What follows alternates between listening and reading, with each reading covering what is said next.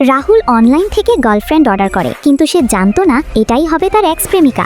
আপনার দায়িত্ব হচ্ছে সারাক্ষণ আপনার প্রেমিকের সাথে সাথে থাকা। দূর, এটা বন্ধ হচ্ছে না কেন? চিন্তা করবেন না, এক মুহূর্তও তোমাকে একা ফিল করাবো না। সরো এখান থেকে। রাহুল, আমার পা ছাড়ো। না, ছাড়বো না। জেনি ওই দিনের কথা কিছুতেই ভুলতে পারে না, যখন রাহুল অন্য একটা মেয়ের জন্য তাকে ভুল বুঝেছিল। এটা তো আমি সুদে আসলে ওসুল করব। আরে কোথায় যাচ্ছ? বলো, কি রান্না করব? সেটা নিয়ে তোমাকে ভাবতে হবে না, শেফ আছে, রান্না করে ফেলবে। সে জানে what I am it or not. Baby, তারপরও আমি থাকতে তোমাকে শেফের রান্না কেন খেতে হবে? আজকে তো একদম তাক লাগিয়ে দেবো। এই নাও, এগুলো সব রান্না করবে যেভাবে যেভাবে বলবো। ডেলিভারি হতে এত টাইম নিচ্ছে কেন? তাড়াতাড়ি শেষ করো। রাহুল, এই দেখ, আমি নিজ হাতে বানিয়ে এনেছি।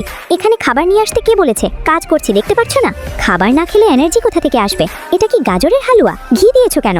নিজের লিমিটের মধ্যে থাকবে, এটা ক্রস করবে না। হ্যালো স্যার, ম্যাডাম নিজেতে পড়ে পা মুচকে ফেলেছে। কি বলছো? ওকে হসপিটালে নিয়ে যাও, আমি আসছি। রাহুল, আসতে তোমার এত দেরি হয়েছে কেন? আমি তো তোমার অপেক্ষা করতে করতে মরেই যাচ্ছিলাম।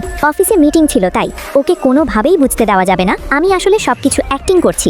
বেবি, রাহুল, তুই হসপিটালে কেন এসেছিস? আর এই মেয়েকে তুমি? রাহুল, প্রমিস করো আমাকে এখানে একা রেখে যাবা না। এটাই সুযোগ আন্টিকে পটানোর।